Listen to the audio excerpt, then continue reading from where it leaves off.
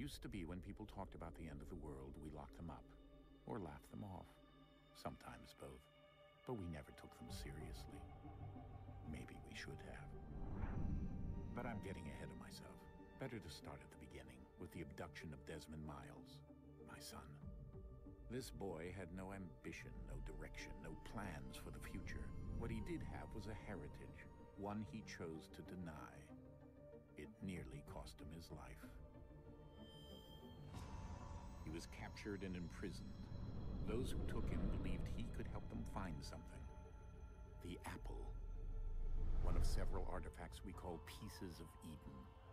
Bits of ancient technology scattered across the globe. Some hidden, some found, all of them dangerous. Most are held by a single group, the same group that now had Desmond.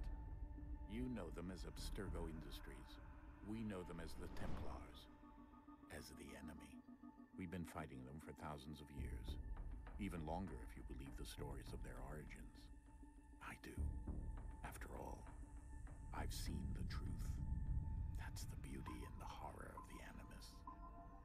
A device that allows us to enter and experience the lives of our ancestors. It holds the power to change everything, to show us history the way it really happened. Up until its creation, to the victor went the spoils, went the truth. We're trying to fix that, to free minds and bodies both. But there's only so much that we can do, and the Templars have the upper hand these days. But something larger than the Assassins and Templars is approaching. Bigger than all of us. And if we can't find a way to stop it, these next few weeks will probably be our last. Everyone's last. In the end, it all comes down to him. To Desmond. Through the Animus, he discovered his heritage, explored the lives of his ancestors, and uncovered their secrets. When that was done, he trained. He used another ancestor to provide decades of experience in the span of a few days. It worked. We think. We hope. Soon, though, soon we'll know. That ominous date fast approaches, December 21st, 2012. None of us knows what it'll bring, only that this is where they want us to be. When it does. They've been guiding us in their own fractured, frustrating way. These voices from the first civilization, the ones who came before, a precursor race of immense power and uncertain motives. They're the ones who made the pieces of Eden. This is where they've led him, and through him, us. He stands at the entrance to this long-lost place, armed with the knowledge of Altair and the abilities of Ezio. He holds in his hands the apple of Eden, and we stand at his side, ready to support him however we can. His name is Desmond Miles, and he has brought us to the end.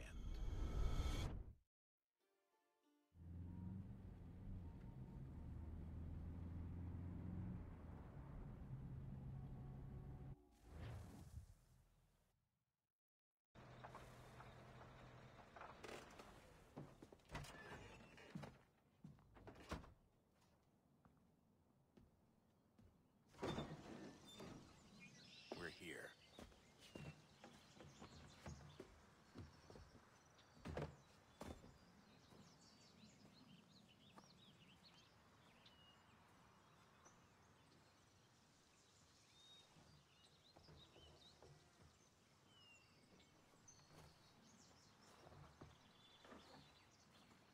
Let's go.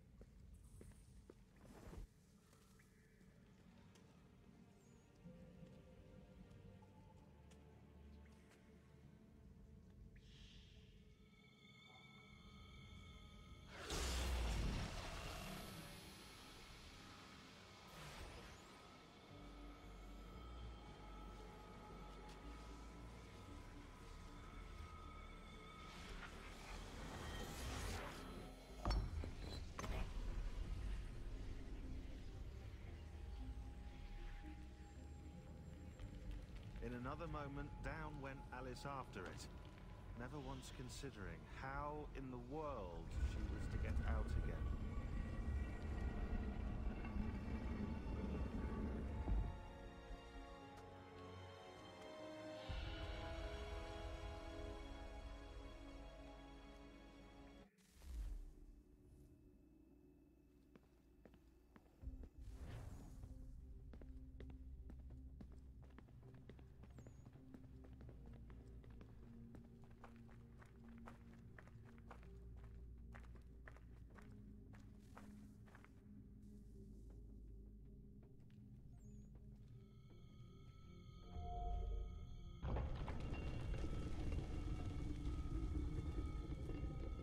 I think we're here.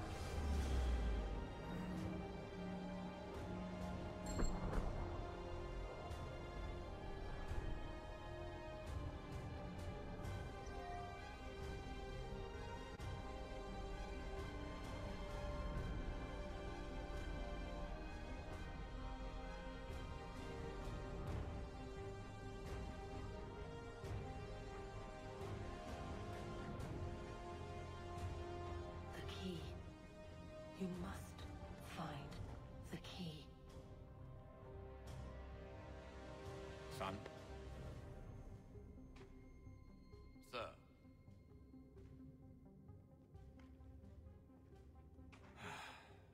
Here we go again.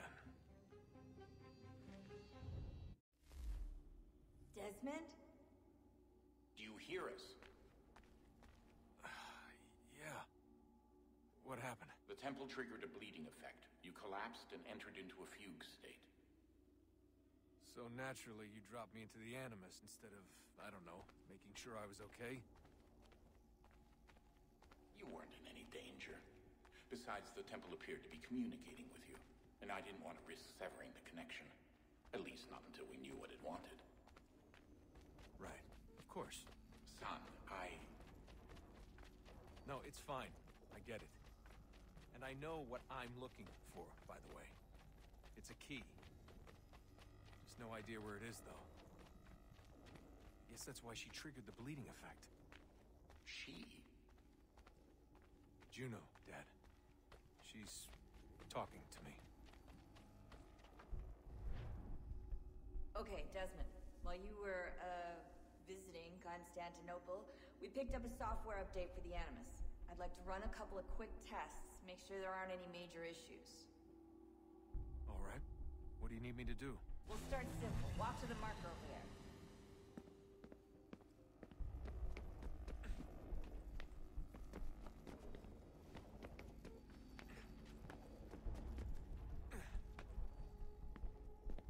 Okay, Desmond.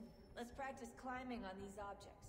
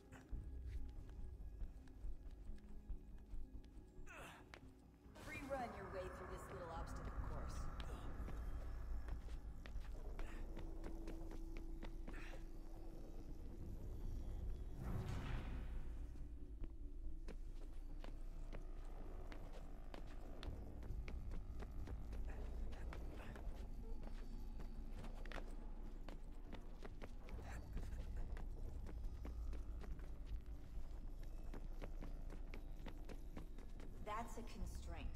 These are optional objectives that raise your synchronization rate. Alright, Desmond. Follow the on-screen instructions and kill the 2 Templars.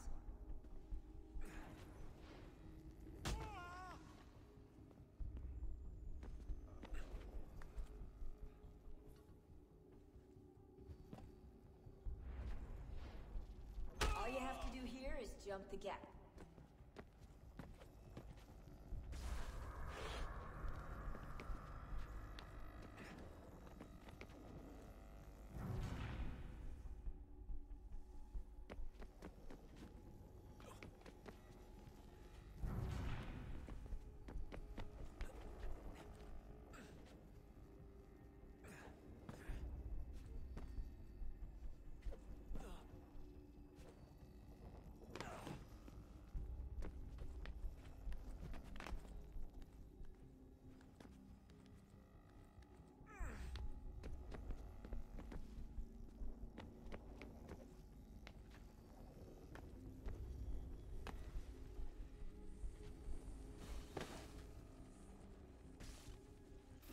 Synchronization levels look good now. We should be able to build the world. Time to find out what the temple wants from you.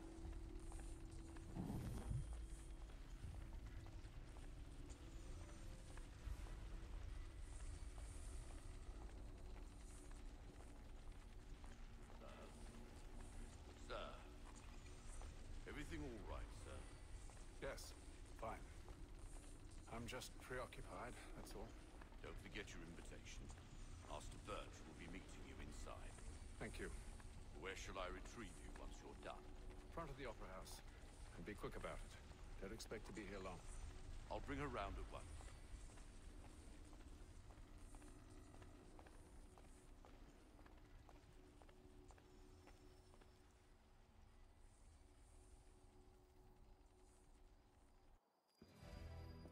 Invitation, please. Shall I take your coat, sir? Neighbor's resident. I know she didn't need You could ask the crump back to help you with that. Ladies and gentlemen, you are requested to kindly find your seats.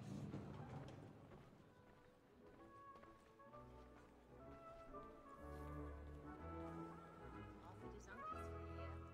We despair. Good evening, sir. This way, please.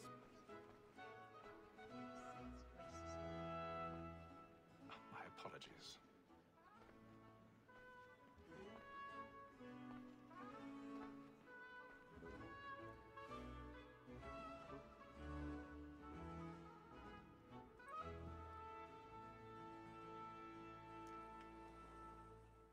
Evening, Hatham. Reginald? I can't tell you how happy I was to hear they'd mounted this revival. Gay's best work by far. Have you seen it before? Once. My father brought me here as a child. Though I remember little of it. I don't suppose tonight will afford me the luxury of a proper viewing either.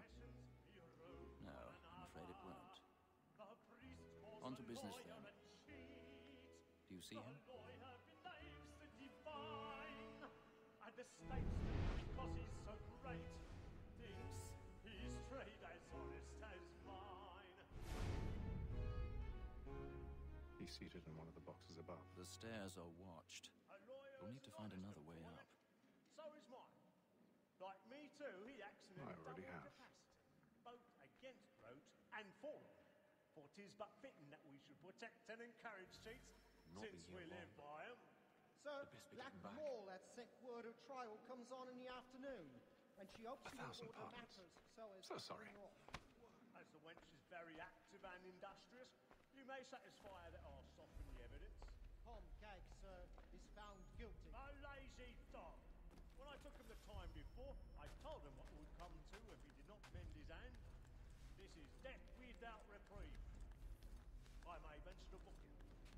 For Tom Gag, £40. Let Betty Sly know I'll save her from the transportation, or I can get more by her staying in. Betty has brought more goods into our lock tier than any five of the gang. And in truth, it's a pity to lose so good a customer. If none of the gang take her off, she may, in the common course of business, live at 12 months longer. I love to let women skate. A good sportsman always lets the end partridges fly, because the breed of the game depends on it. Besides, here the law allows us no reward.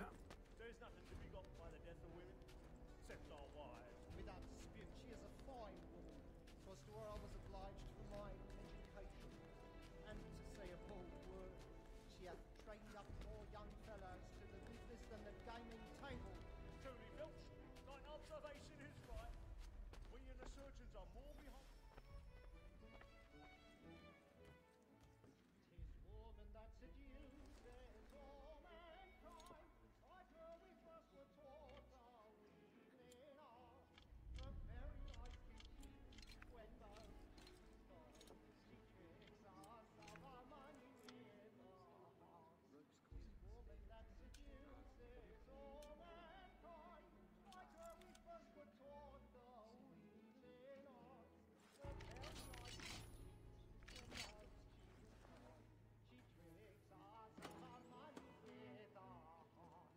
For her like wolves by night, we roam for prey, and take us every form to bribe her joy. To love like law, our pay, and here it must be feeding to our arms. For her like wolves by night, we roam for prey, and take us every to bribe her joy. Pursuits of love like law are won by time. It must be feeding to our arms. Jeremy's really burning fast tonight with a marvel. Well, make haste and you get boy, and let me friends know what I intend. For I love to make them easy one way or other. When a gentleman is long kept in suspense, penitence may break his spirit ever after.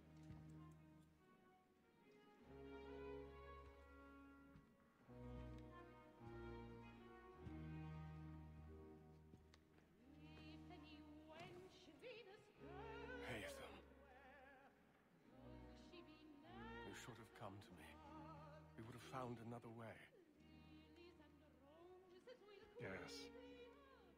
But then you would have known. For what it's worth, I'm sorry. As am I.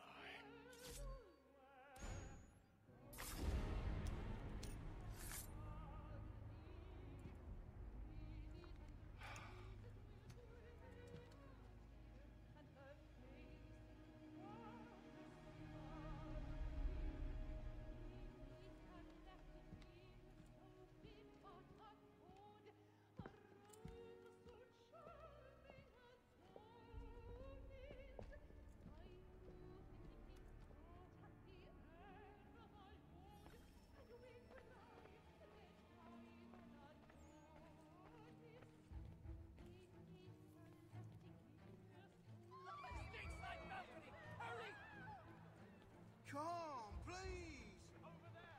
Back on the floor! That man there! Seize him! Whatever's happened? A man was killed in the upper balcony. I've done no wrong. my. Search him. Any weapons? I beg your pardon. Did you notice anyone suspicious? Please! Order! We must have order! Keep quiet! There is no danger!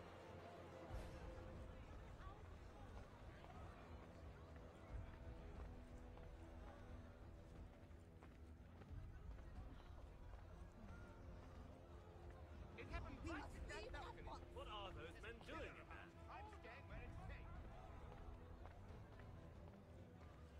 Peace, friends! There is no danger! Move! Move! Imbecile!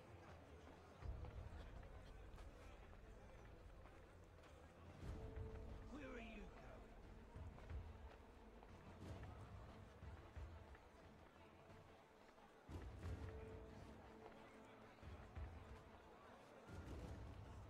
I need to get out. Too close to here. I should go there.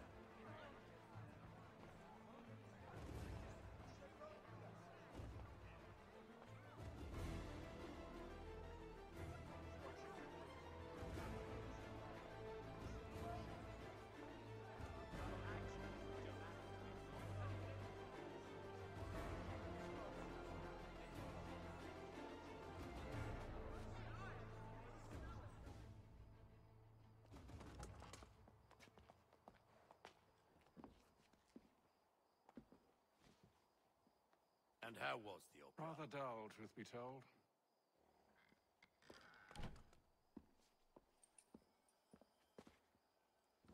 Shall we be off then? Aye. To Fleet and Bride. By your command.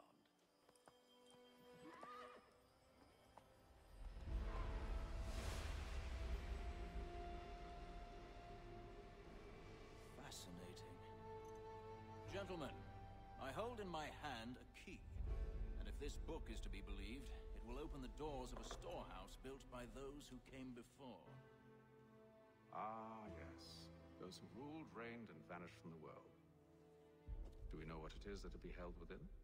It could contain certain knowledge.